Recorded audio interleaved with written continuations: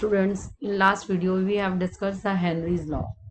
Henry's law states that the partial pressure of the gas in vapor phase is proportional to the mole fraction of the gas in the solution, यानी P is equal to KH into X. तो Henry's law के according P is equal to KH into X. P is equal to KH into X.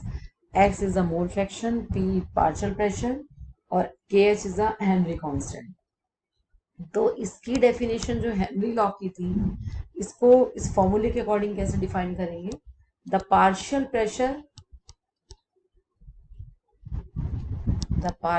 Pressure applied by any gas on liquid surface is directly proportional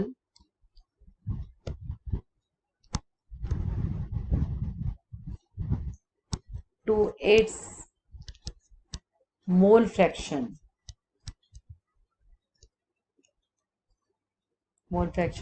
present in the liquid या present in liquid solvent. Means the partial pressure P is equal to KH into X. X is the mole fraction. The partial pressure applied by any gas on liquid surface is directly proportional to its mole fraction present in liquid solvent. यानी आप already ये पढ़ चुके हैं कि अगर हम जो है टेम्परेचर को इंक्रीज करते थे, है ना, टेम्परेचर को अगर हम इंक्रीज करते थे तो सॉल्युबिलिटी क्या होती थी? डिक्रीज होती थी. सॉल्युबिलिटी कैसी होती थी? Decrease. If we increase the temperature, और यहाँ हमने क्या, P इज इक्वल टू क्या है? KH into x. At constant P, अगर हम P को कांस्टेंट रखते हैं तो एट कांस्टेंट P की बात अगर हम करें तो KH क्या होगा? X के इनवर्सली हो जाएगा 1/x.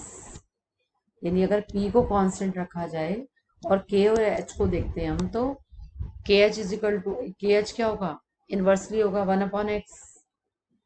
ठीक है. अब यहाँ अगर आप देखो कि टेम्परेचर में भी सेम एक, अगर हम टेम्परेचर को इंक्रीज कर रहे थे, सॉल्युबिलिटी क्या हो रही थी? डिक्रीज. किसकी? गैस की. तो T जो था हमारा, T भी किसके? 1/x. यानी मोल फ्रैक्शन के क्या है? इनवर्सली. टेम्परेचर इंक्रीज करेंगे, सॉल्युबिलिटी डिक्रीज होगी.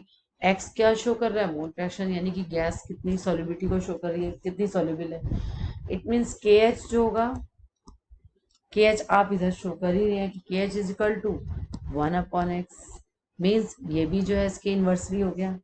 तो वी कैन से T जो है हमारा, KH यहाँ पर T जो होगा हेनरी कांस्टेंट के डायरेक्टली प्रोपोर्शनल होता है.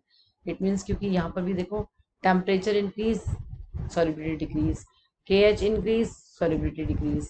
तो T और KH कैसे होते हैं? डायरेक्टली. यानी T टेम्परेचर इंक्रीज करेंगे तो KH भी क्या होगा? इंक्रीज होगा. क्लियर. तो अब इसके बेस पे जो है, यहाँ आपको यहाँ तक की बात समझ में आई. इसके बाद हम डिस्कस करेंगे हेनरी लॉ में. लेकिन एक और चीज वो डिस्कस करते हैं. अगर हम जो है partial pressure of the gas, ठीक है, when we draw a graph between the partial pressure P और इसमें of the gas against the mole fraction of a gas in a solution at given temperature, then a straight line passing through in origin.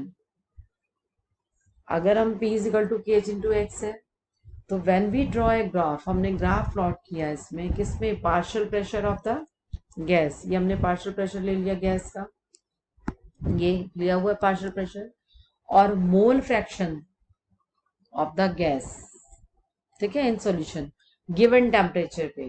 तो शुरू से बोल रहे हैं at a given temperature, then a straight line जो हमें मिलती है, ठीक है, पासिंग थ्रू द ओरिजिन.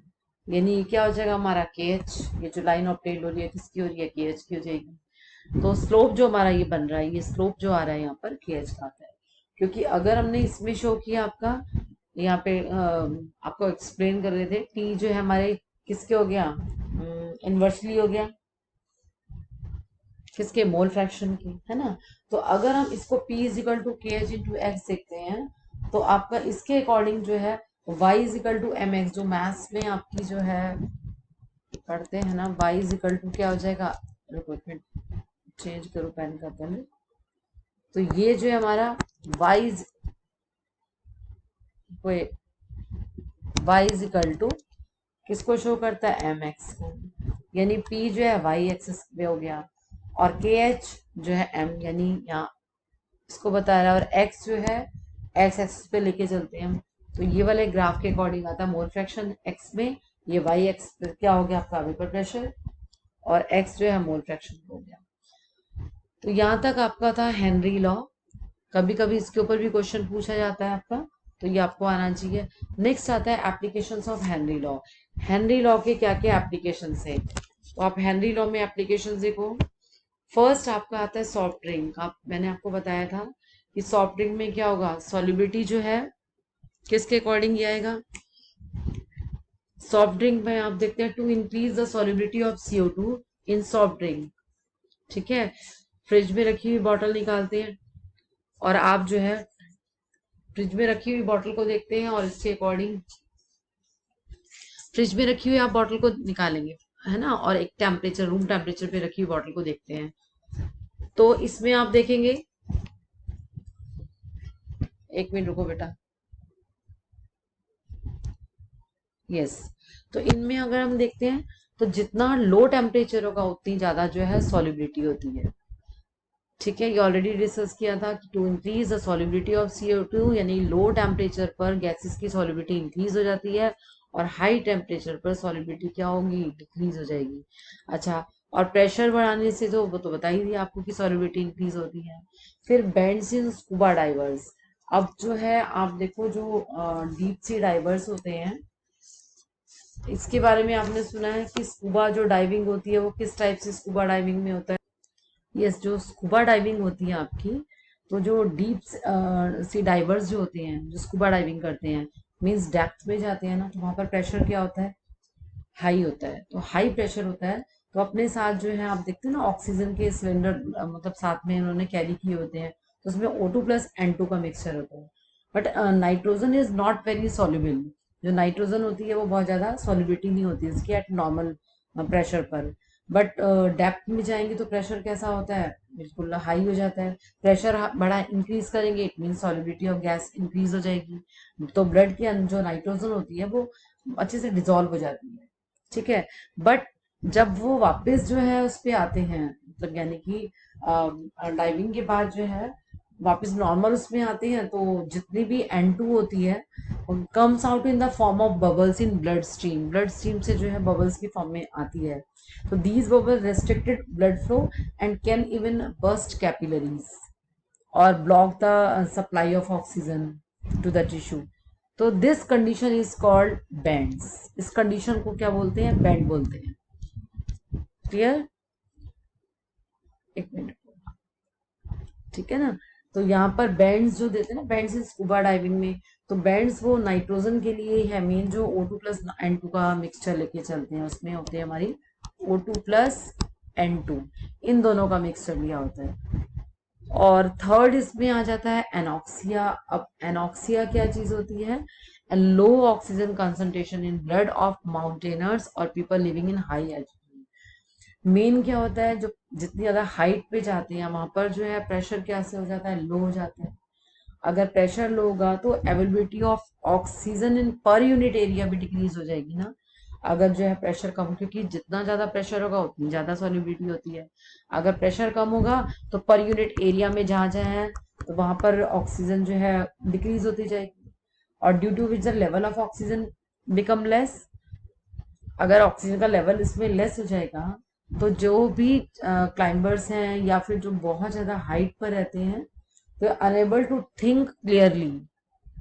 ठीक है, तो इसी को हम वर्ड टर्म यूज करते हैं एनॉक्सिया। तो anoxia is the state of mind, मैं यहाँ पर लिख देती हूँ ताकि आपको इसकी डेफिनेशन भी ध्यान रहे कि एनॉक्सिया क्या है। Anoxia is a state of mind where climbers going to high altitudes are unable to think clearly due to lack of oxygen in blood. ठीक है, तो anoxia is a state of mind where climbers going to high altitude are unable to think clearly to lack of oxygen in blood, क्योंकि oxygen due to lack of oxygen in blood के अंदर oxygen की कमी हो जाती है. तो these are the applications of Henry law. Clear. तो हेनरी लॉ आपको समझ में आया. ये हेनरी लॉ क्या होता है? P is equal to K H in to x, जो हमने लास्ट पुरानी क्लास में डिस्कस किया था.